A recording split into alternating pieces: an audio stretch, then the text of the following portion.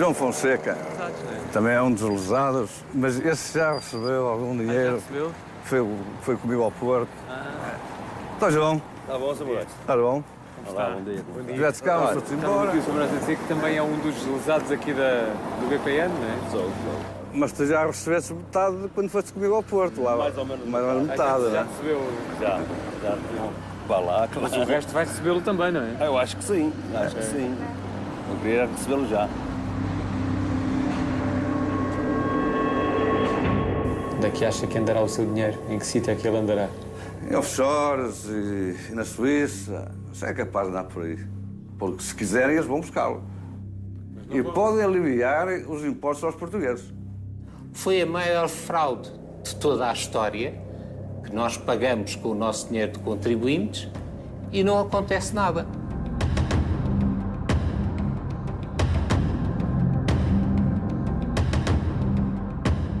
O julgamento do caso BPN começou em finais de 2010, junto a 16 arguidos e mais de 300 testemunhas. Em final de novembro de 2012, tinham sido ouvidas apenas 9 em 206 sessões. O interrogatório a esta testemunha durava há 39 dias, praticamente 80 sessões. António José Duarte foi assessor de todas as administrações do BPN, privado e público. Um lugar-chave que lhe prolongou a presença em tribunal até ao dia 15 de janeiro de 2013. 44 dias de interrogatório, 98 sessões. Para além deste mega processo, já em julgamento, o BPN gerou outras 2 acusações, permanecendo em investigação um diverso conjunto de outros indícios criminais. O BPN ficará certamente na história da justiça portuguesa.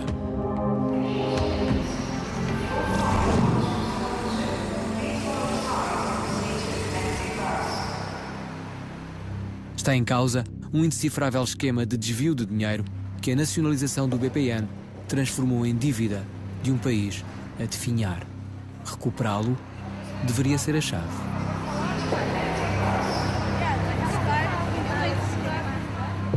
My name is Frank Erkens. I'm managing partner of Holland Integrity Group. Most of my life I worked in the field of financial economic crime. Frank Erkens é um farejador. Lidera uma equipa que segue o rasto de dinheiro desviado. We work on, I believe, more than 20 international projects with a total amount of 3 billion. We have the expertise and the knowledge to work on cases like this. Yeah, in cases which have a political dimension, it can be more difficult to obtain certain information and to get the full picture. People need to work in a trusted environment, and the people are, in some cases, a police background. Frank rodeia-se de uma equipa multidisciplinar para chegar aos donos do dinheiro.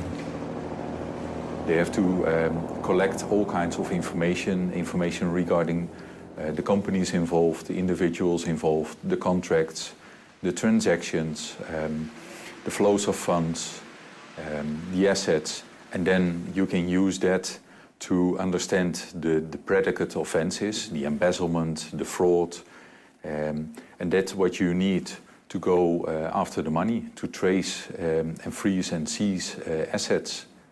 Finally, it's all about investigating and collecting information. You have to follow the money and to find out who is the beneficiary of a bank account. You can use disclosure proceedings. Frank é o único rosto visível da equipa que lidera. We have 2 offices which are known to the public. Yeah, we do sensitive investigations. Em Portugal, a investigação judicial em curso dilui-se no tempo, ameaçando sucumbir-lhe. The big banks and financial or legal law firms are situated over here, like RBS, ABN AMRO Bank. We just passed ING. A viagem à Holanda mostra-nos um outro caminho. O recurso a estes farejadores de dinheiro pode ser a alternativa. You don't have any bank which was nationalized like... Yeah, ABN AMRO Bank. In several cases we were lucky to, we were able to trace and to freeze tens of millions of euros in a couple of months. But in other cases it took a couple of years to perform a complete investigation because of the complexity of the case and the international dimension.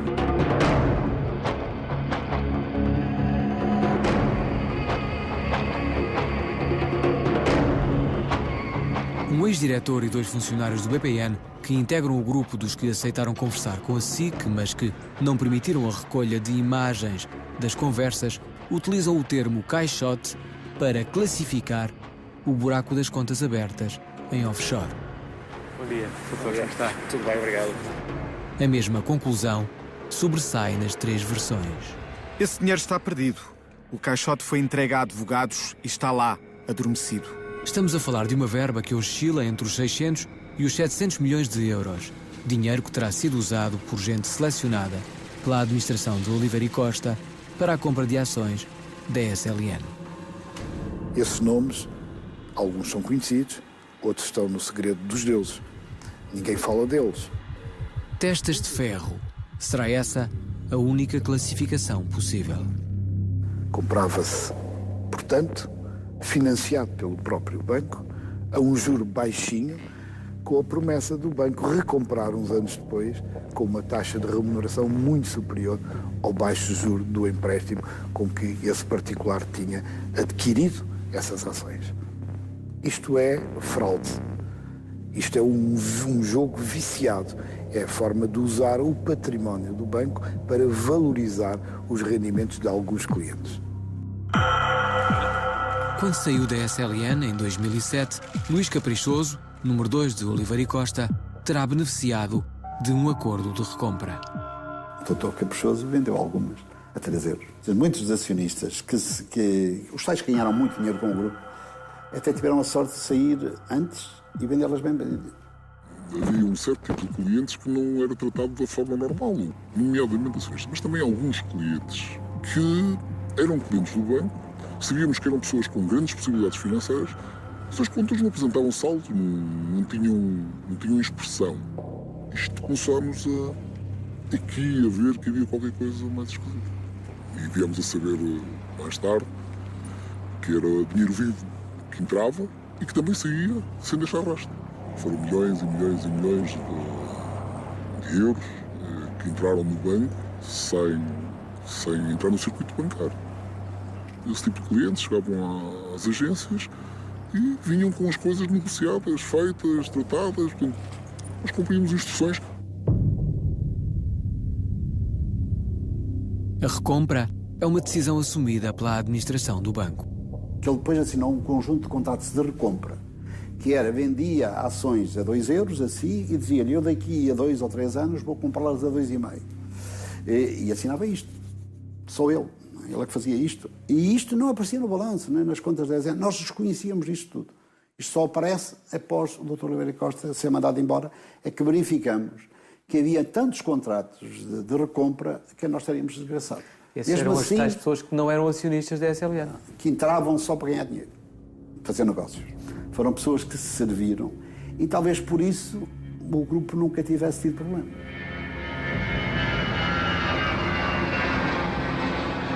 O último beneficiário das contas abertas em offshore é a Sociedade Lusa de Negócios. Nenhuma responsabilidade estará a ser imputada àqueles que verdadeiramente ganharam o dinheiro.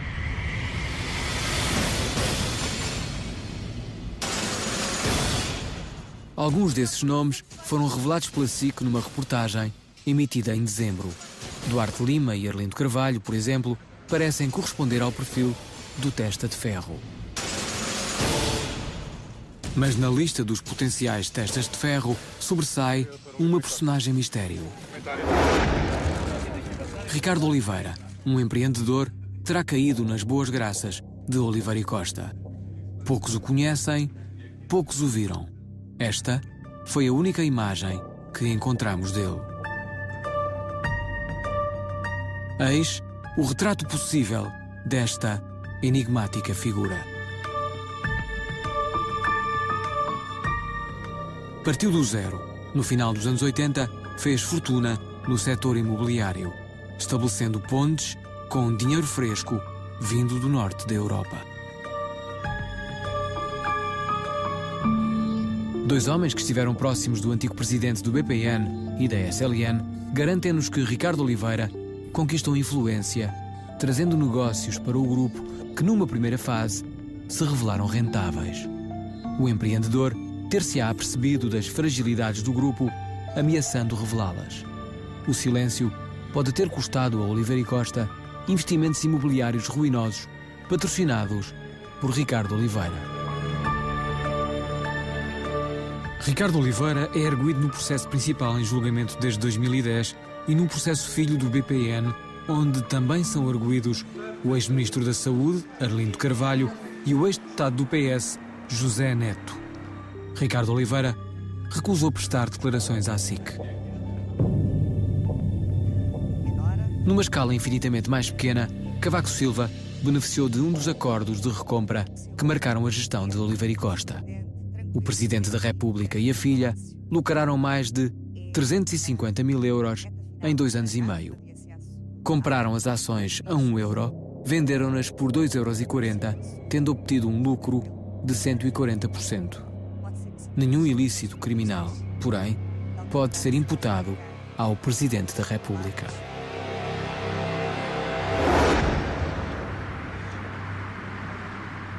O pilar da internacionalização da fraude foi o Banco Insular, cuja propriedade a SLN de Oliveira e Costa nunca assumiu perante o Banco de Portugal.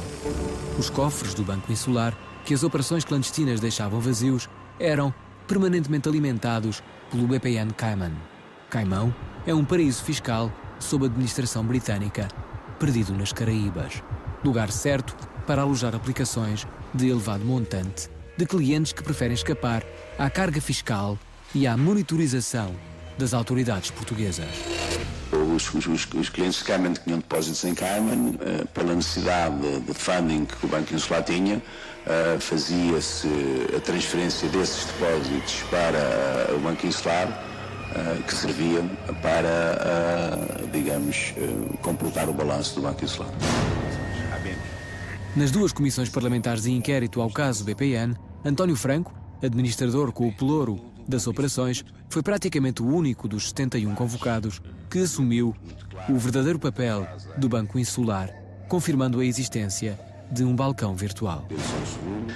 Grosso modo era para financiamento da atividade das empresas participadas do Grupo SLN, era inclusive para esconder algumas participações, mas provavelmente para ocultar prejuízos e lucros. As transferências, especificamente do Banco Insular, eram ordenadas por, dependendo dos casos, por várias pessoas. Dr. Oliveira Costa, Engenheiro Francisco Sanches, Dr. Luís Caprichoso e as pessoas que trabalhavam no staff do Dr. Luís Caprichoso, nomeadamente o Dr. Linão Mateus. Informavam-me a mim e eu mandava executar as transferências na direção da operação. António Franco continua a trabalhar no setor bancário, mas em Angola.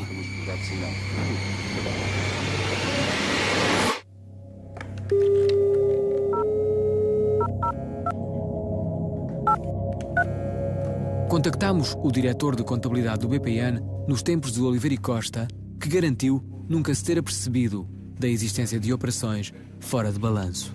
Seria possível falar com o Sr. José Gomes da Silva, se faz favor? José Gomes da Silva não se mostrou disponível para mais esclarecimentos.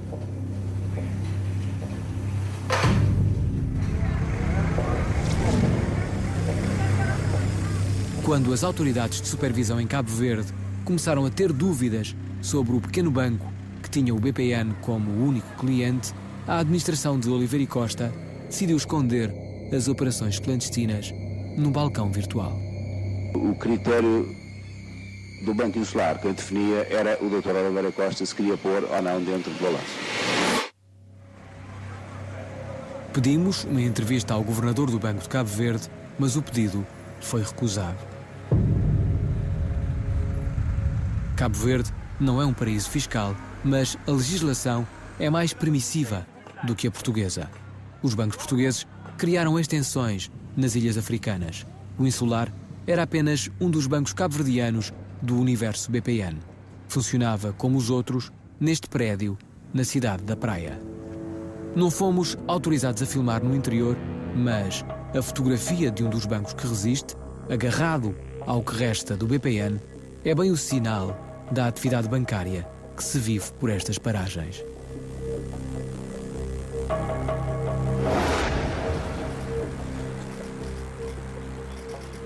José Vaz Mascarenhas, arguido do processo BPN, próximo de José Oliveira Costa, terá contribuído para manter a propriedade do Banco Insular indetetável da supervisão portuguesa.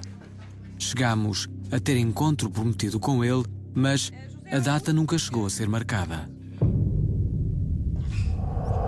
Na comissão de inquérito em 2009, Mascarenhas esforçou-se por desfazer todas as dúvidas. Atenção, muitas dessas operações a que o Sr. Deputado se refere contam-se entre as tais fora do balanço. E, portanto, nada tem a ver com o Banco Insular, nem nunca passaram pelas minhas mãos, nem nunca as homologuei, nem nunca assinei nenhuma ordem de transferência que a elas dissesse respeito. Dando-lhe acesso ao Banco Insular, o Dr. Vaz Mascarenhas ficaria a saber a realidade e a dimensão do Banco Insular.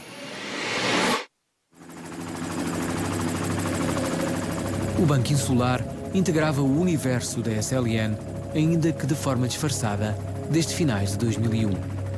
Mágicos de renome já tinham feito desaparecer aviões. Que arte superior terá sido usada para fazer desaparecer um banco do olhar da supervisão de administradores, diretores, acionistas e clientes? Ouvi falar do Banco Insular pelos jornais. Eu não fazia a mínima ideia que esta estrutura, Banco Insular, tinha alguma ligação a nós. Se me disserem, se havia outros colegas que sabiam, eu não vou responder. É eles que devem perguntar. Eu desconhecia a existência do BI. Evidentemente toda a gente sabia que havia um Banco Insular, mas não sabíamos com a extensão que ele tinha e o número significativo de operações que estavam lá, quer do lado do ativo, quer do passivo. Na altura nem sequer ouvia falar nesse Banco Insular. Não conheço nada do Banco Insular, ouvi falar pelos jornais, não tenho, não. Eu sou do Banco Insular, não falo. Portanto, a questão do BI, quando for referido BI, assim, mas o que é que o homem tem? Falta-lhe bilhete de identidade. Até, comentávamos uns com os outros, porque, enfim, BI não me dizia nada. BI o que é que quer dizer? Bilhete de identidade? Acha que isto é admissível? Não é credível. Doutor, não é credível. Não é credível. O que é que o senhor quer exatamente dizer com isto? Não digo mais nada. O Banco Insular era de conhecimento soberano e não restrito. Numa conversa longa que tivemos em maio de 2012, Manuel Dias Loureiro recusou falar sobre a SLN, onde foi administrador executivo e não executivo. Mas, nesse dia e pela primeira vez, Dias Loureiro reagiu à informação que há muito circulava de que se refugiara em Cabo Verde, país sede do misterioso Banco Insular. Quem pôs este boato queria ligar Cabo Verde, porque Cabo Verde era a sede do Banco Insular. E, portanto, queriam ligar-me a Cabo Verde. Já que eu não tive nada a ver com o Banco Insular, quiseram ligar-me a Cabo Verde. E para aí, na mente das pessoas, podia vir ainda... Eu já tenho 60 anos, Pedro, já não nasci ontem. As pessoas que fazem isto, às vezes sabem até, se calhar, menos que eu. Portanto, eu não tenho dúvida de onde é que isso veio. Não tenho a mínima dúvida de onde é que isso veio. Mas paciência, a verdade é outra. A verdade é que eu fui a Cabo Verde uma vez na vida, no visita oficial em 1992, há 20 anos. 93 talvez, não sei, por aí. Há 20 anos. Nunca mais lá fui, não tenho lá nada, nem espero ter, nem... não tenho nada. O nome de Dias Loureiro está intimamente ligado a outro universo que ajudou a esburacar o BPN. Porto Rico. Um negócio intermediado e assinado pelo antigo ministro do PSD causou um prejuízo direto ao banco de 38 milhões de dólares, cerca de 29 milhões de euros. Gota de água. Estávamos nos últimos dias de 2001, ainda a procissão, mal saíra do adro. Dias Loureiro é erguido num dos processos filhos do BPN. O Governo viu-se obrigado a decidir hoje propor à Assembleia da República a nacionalização do Banco BPN.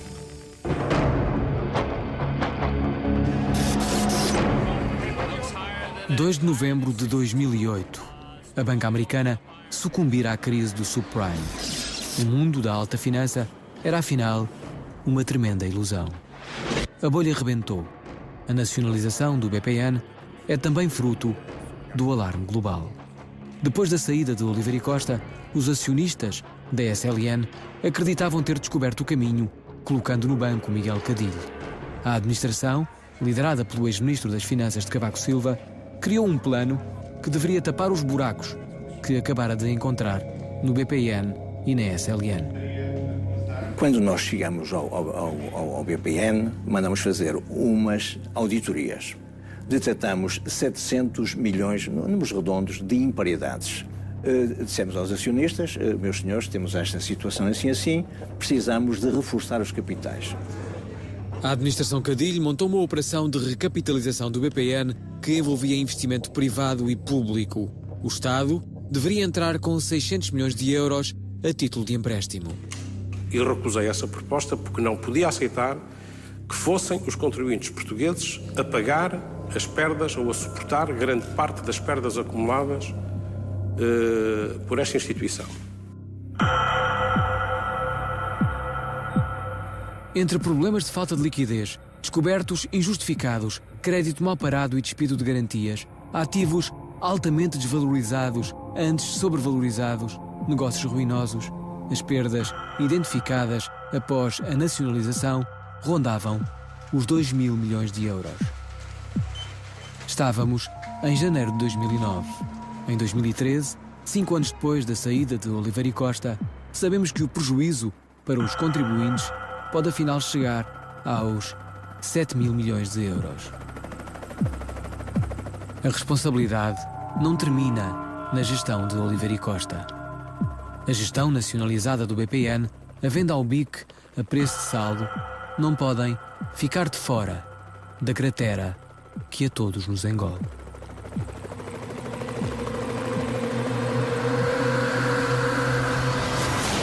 Amanhã, a Caixa Negra. Estejam tranquilos, os vossos depósitos estão, a partir deste momento, plenamente seguros. O BPN tem nova administração. O governo anterior atribuiu a gestão do BPN à Caixa Geral de Depósitos e depois dormiu sobre o assunto. A nacionalização ser mesmo uma mentira, foi um embuste. O que fez a Caixa Geral de Depósitos? A recuperação, até este momento, tem sido bastante fraca, se é que ocorreu alguma. Grande reportagem SIC. Amanhã, no Jornal da Noite.